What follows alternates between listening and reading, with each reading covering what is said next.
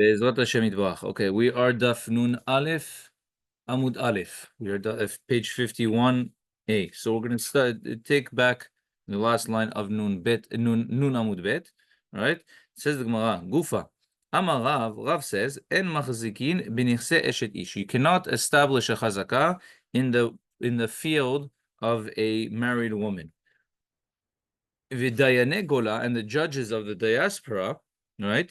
The Rashbam says Shmuel and Karna, they both says Amu Marzikin. You're able to establish a chazakah b'nichse eshet ish in the field of a married woman. Amarav halacha kedayane gola. The halacha is like dayane gola that you can. Amule Rav Kahana. So they told Rav Kahana, Amule Rav Kahana v'Rav Asi leRav. Rav Kahana and Rav Asi told Rav, Hadar b'mar mishmate. You went back from your original opinion. Right? Didn't we just said right now that Rav says, "En machzikin." You don't hold. Dayane gola hold that you do hold. That they can establish a chazakah. And what did Rav say? Rav said halacha is like Dayane gola. So Rav, decide halacha machzikin be'eshet ish or no. Amar lehu. So he told them. Mistabra amri k'de Rav Yosef. So he says, I said that their halacha is like Rav Yosef. That when only in the case of Rav Yosef that we had yesterday, where the guy had a chazakah originally when the husband was still alive, so he had a chazakah for 1 year when the husband was still alive, and then 3 years after when the woman was after the husband passed away. That's the case where we say that a person can have a chazakah.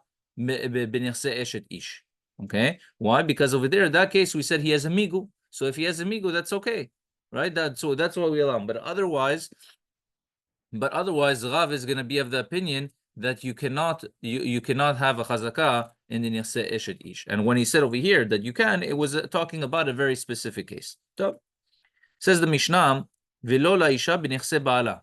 A woman cannot have a chazakah in the fields of her husband. Says the Gemara, Pshita, obviously. Kivan de itla mezone hu de ka'achla.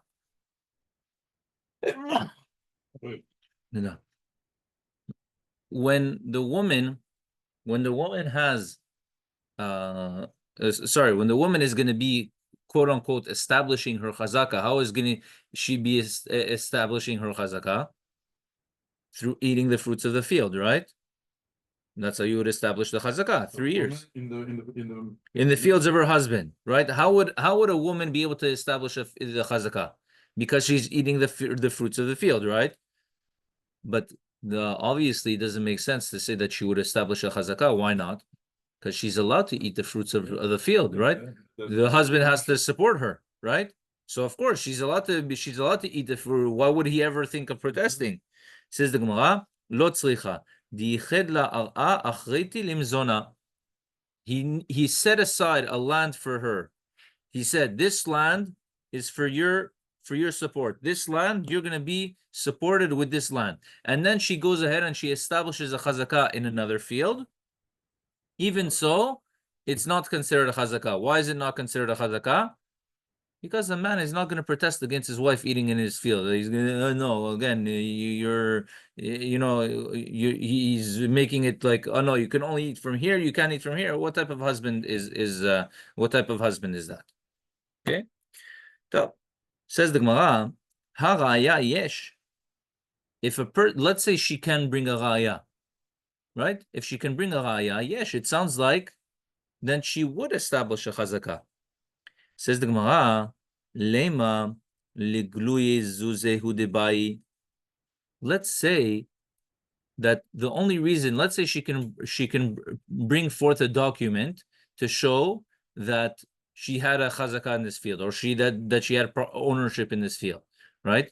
So in that case, it sounds like it would work. Says the Gemara, why should it work?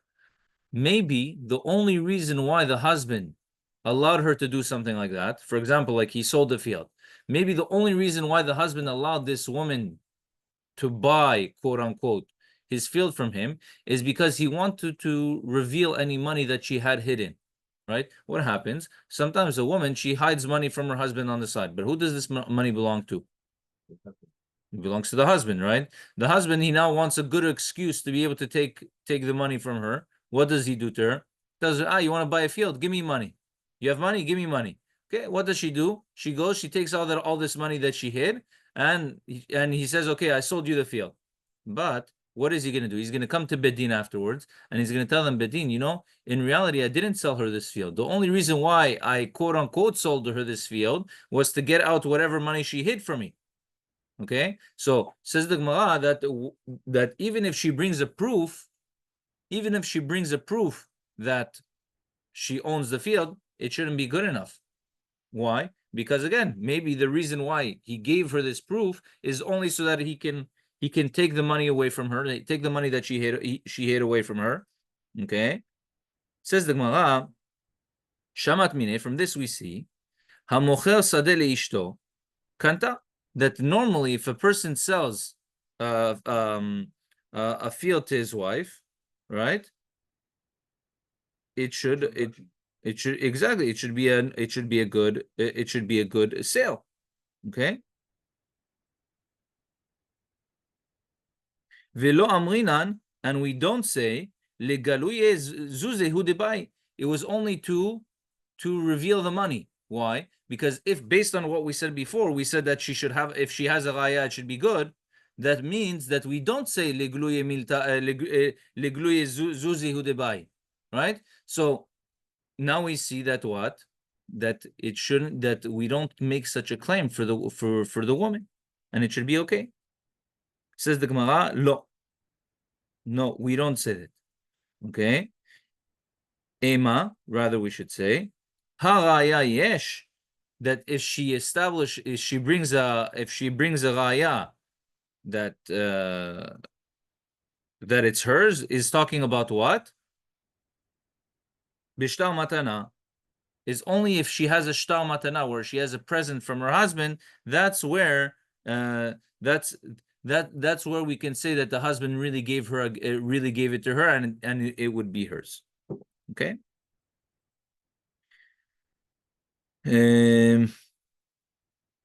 Amar le Rav Nachman le Rav Huna. Rav Nachman said to Rav Huna, Lo have mar gaban be'ota betchuma. You were not with us be'ota in the evening last night, okay, in the tchum, in the boundary. The amrinan mile me'aliyata, that we said some very, very good things. Okay. Amar le. So he told him, meaning Rav Huna told him back, my mili me'aliyata amriti, what important things did you say that I missed? So he said, Hamocher sadeh leishto kanta. If a person sold a field to his wife, she is koneh the field. Velo amrinan, and we do not say legaluye zuzehu debai, that he sold her the field only to get any hidden money from her. Okay? Elmaleh pshita. So Rav Huna said back, he said, you're telling me this is such a big chidush that we, if her husband sells the field to his wife, we don't say that he just wanted to reveal the money. Pshita, it's obvious. Even if you take away the money, meaning the money of the sale, right? How much did she give? She gave $100, $1,000, whatever it was. Let's say we take away that money, right? We pretend as if she didn't give the money. The very fact that she has a shtar is enough to show that she acquired the field. Why? Says the Gemara, Mi lotnan, did we not say in a Mishnah, nechasim sheyesh lehem achayut, property that can serve as a guarantee, meaning land. Niknin bekesef can be acquired through kesef, uvishtar uvchazaka can be acquired through kesef, shtar, and chazaka, which means that the shtar in itself can serve as a chazaka. So even if she didn't give money, if she has a shtar mecher, that can be enough to prove that the field would be hers. right? So a guy can't come afterwards and claim, I only did it so that you should give me the money. Why? Because just with the shtar itself, it's enough for it to be, for it to be hers. Okay. Elmaleh. So he answered back, why is it not so? Why is it not so simple? Velav itmar ala. Did we not say on this? Amar Shmuel. Shmuel says, Lo shanu ela bishtar matana. The only time that a shtar can be koneh in itself is only talking about shtar matana. Aval bishtar mecher lo, right? If it's bishtar mecher lo kana ad sheiten lo dameha. If it's a sale document, then it's not going to be considered theirs until they give the money. And in this case, since the husband is just trying to get the money out of her that technically belongs to him, so it's as if she didn't give money, and then it's as if the field wouldn't be hers. And that's the chidush of what we're trying to tell you, is that we don't say something like that. So he answers back, Velav motiv Rav Hamnuna, but didn't Rav Hamnuna ask on this? Bishtar ketzad. How is a person able to acquire a field with a shtar? Katav lo al haniyar or al acheres. A person writes on paper or on pottery. Afar pishe en bo shaveh puta. Even if on the paper or property there's no shaveh puta. Why does it have to say if there's no shaveh puta? Because if there is a shaveh puta, they can be koneh through kinyan chalipin in the shtar itself. Right? Normally, in order to be koneh something, we say you need money, right? The ma'ot koneh, the money can be thing. But now we're talking about the shtar is less than shaveh puta. So you can't say that the shtar you would be acquired through the shtar. That's worth money. Shtar is worth nothing. Okay, so he says afar pi she'en bo shaveh puta shadi sadi mechila. Sadi mechura lecha, my field. He writes on the shtar. Sadi mechura lecha, my field is sold to you. Sadi kinuya lecha, my field is given to you. Harei ze mechura untuna. So we see just the fact that he writes it on the shtar and he gives the shtar, that's enough for it to be considered kinyan, and you don't need to give money. So we see that again we're back to square one, where there's no chidush in what they said, that a woman that we don't say that the husband was just trying to get the hidden money of his wife. Okay, so he says back, "Vilav hu motivla," but on this, didn't he himself answer this question? Vihu mifarekla. He asked on it, and he removed this question. B'mochel mipnei sadel mipnei ra'ata. In the case where he writes the field on the shtar, and the shtar works, when is that talking? When is that true?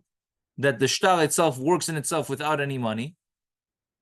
That's only when the field is such a bad field that for the person, he wants to get rid of this field in any way, shape, or form, right? So what does he do? He writes the field as basically as a present, in order that he should get rid of the field, and then afterwards the guy's gonna pay him. The guy's gonna work something out with him as some sort of payment. But at least he right away he closed the sale, and he's as if he gave it to him b'matana. So that's why just the shtar would work. And then what? And then we would be able to say the fact that a woman, the husband is just trying to get the money out of the woman, and the chidush is that we don't say that.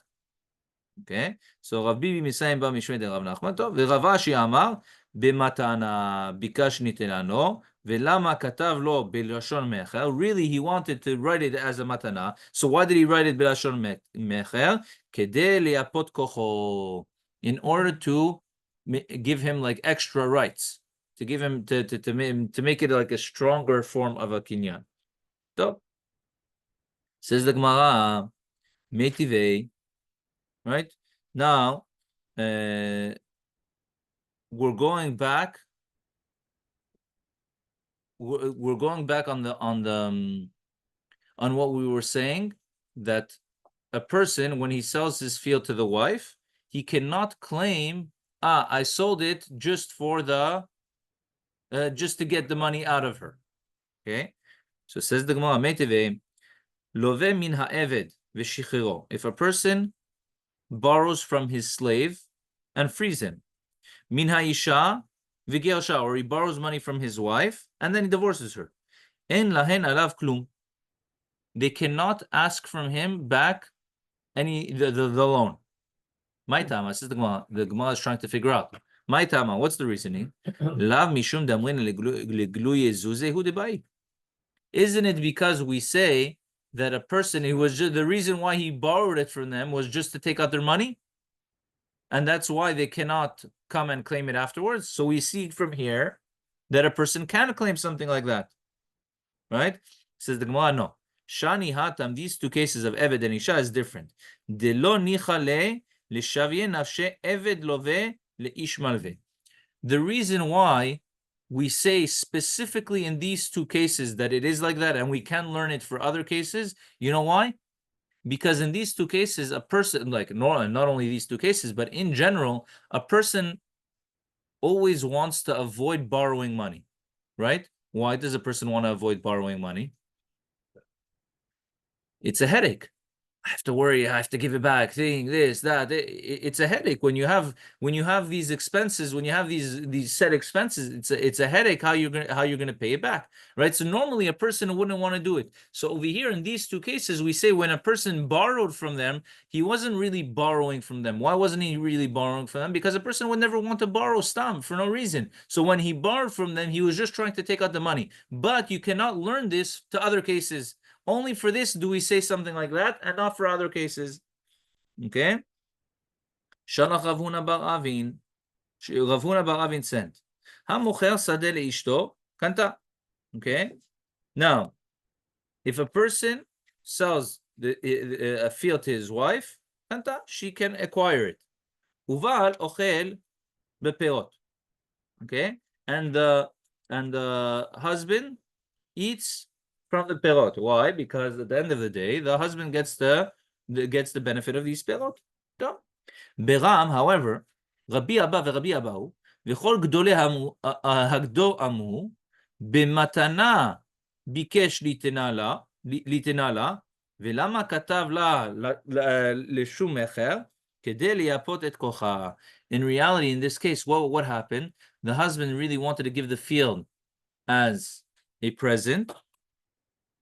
Okay. In the case where he borrows to no. We're talking about where we said the Isha is kana. Okay, when the Isha is kana, not because he sold it, because really he wanted to give it to her b'matana. Okay, because if he sold it, he would be able to claim it. Technically, that's what they're trying to say. But over here, it's different. Why he wrote it to her b'matana? It was really matana. So why? So the Gemara says, if he wrote it to her b'matana, why did he write b'lashon mechem? So then now she can have a stronger claim to the field.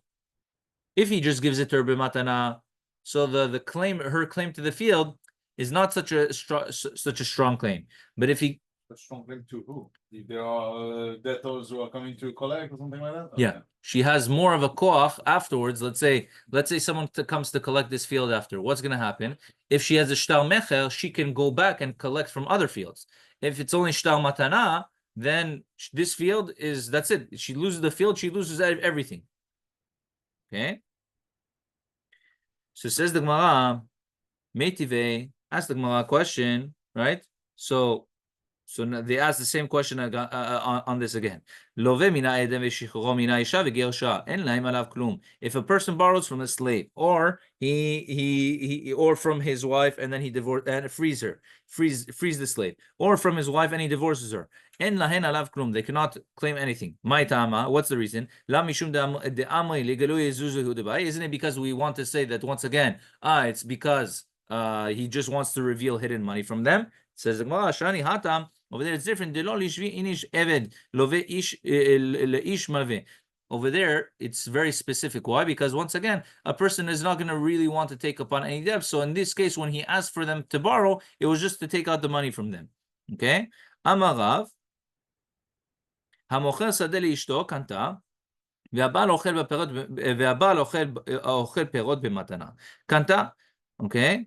Sorry. והבעל והבעל אוכל בפירות. במתנה, if he gives it to her במתנה, קנתה ואין הבעל אוכל בפירות. Okay, so now we're adding. Before we didn't say this. Now we're adding that what? That if it was given as a matana, right? What did the two rabbanim that argued on himself, Rabbi Abba veRabbi Abba, what did they say? And the Gedolei Ador, they said that if it was b'matana, right? That's when the husband gets to eat the fruits. Rav, on the other hand, he says no. If it was given b'matana, then she's koneh, but the Baal cannot eat from the fruits. Okay? ורבי אלעזר אמר, אחד זה ואחד זה, קנתה ואין הבעל אוכל פירות. Okay? Exactly. Yeah, matana or mecher, they cannot eat from the pirot. He cannot eat. Sorry, yes. Okay? Avad Rav Chazda uvda ki Rabbi Elazar. So Rav Chazda, he didn't practice like Rabbi Elazar. Okay? That what? That the husband doesn't get from the pirot in any of the cases. אמרו לרבן עוקבא ורבן נחמיה בני בנתי דרב. So Rabban Ukva and Rabban Nehemiah, the sons, or the Bnei Bante is the sons of the daughters of Rav. Okay, Le Rav Chazda. So they told him, Shavik Mar Rav Revi v'Avid Kezutre. What? You're leaving the opinion of the Gdolim, of the big rabbis, and you're going with the younger rabbis. Meaning, why did you choose to go with Rabbi Elazar against Rav, against all the Gdolim over there? Why did you choose to go with Rabbi Elazar more with the other ones? Elmaleh. So he told them, okay. Va'ana nami kirav Revi Avdi. I also, bemet, I did like the big chachamim. Dechi ata Ravin amar Rabbi Yochanan. When Ravin came, okay, to Bavel, he said in the name of Rabbi Yochanan, Echad ze ve'echad ze kanta ve'en habal ochel perot. In both of them, that the husband is koneh, but he can no longer eat in the perot, which is in the same opinion as Rabbi Elazar. Okay, so he said, why did you leave the opinion of the Gdolim to go with the opinion of Rabbi Elazar? So he said, no, I also did like the opinion of the Gdolim. Why? Because here we have a memra in the name of Rabbi Yochanan that says the same halacha. So, Amar Rava, hilchata. The halacha is, המוכר שדה לאשתו לא קנתה, והבעל אוכל פירות. The bar can eat the פירות. במתנה, but if he gives it to her במתנה, קנתה ואין הבעל אוכל פירות. Okay? Says the Gemara, תרתי לא קשיא. Okay, sorry, תרתי? How is this possible? Meaning, it's kind of contradicting in itself, right? Think of it. You said the first case that what? He doesn't have a kinyan in it. But she didn't buy it. Yeah. Then what do you say? If it was b'matana, kanta, okay. He cannot eat. And he cannot eat the perot. Okay, so he says because if she bought it, he cannot eat. If she didn't buy it, he can eat. Which basically means that what? Because it goes on the underlying statement that what? When you say that the husband sells the field, she doesn't own it. And she doesn't own it. What does that mean? Sorry, he says the husband sells it. Lo kanta ve'abal ochel beperot. We're suspecting that he's doing that means this. That what? We're suspecting that he's doing this in order to get the money out. But when he gives it, when he gives it b'matana, that would go out. Very good. But that contradicts everything that Rava just said, no? Didn't Rava say we don't do that? Right? Rava said it, we don't suspect for something like that.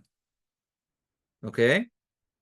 Says the Gemara, La kashya, kan b'ma'ot timunin, kan b'ma'ot she'en timunim. It depends. If it's money that's hidden that the husband doesn't know about, that's when we say that he was doing it just to get out of her. But if it was money that was revealed, that money that they knew about, then we don't say that this tana, because obviously he knew about this money. Why is he going to try to get out this money from her? The Amar Rav Yehuda ma'ot timunin lo kanta ma'ot she'en timunin kanta. He says if it was hidden money, she doesn't have a kinyan. Why? Because the husband didn't know about it, and he was trying to get this money out of her. But if it was ma'ot that he knew about, then it's kanta.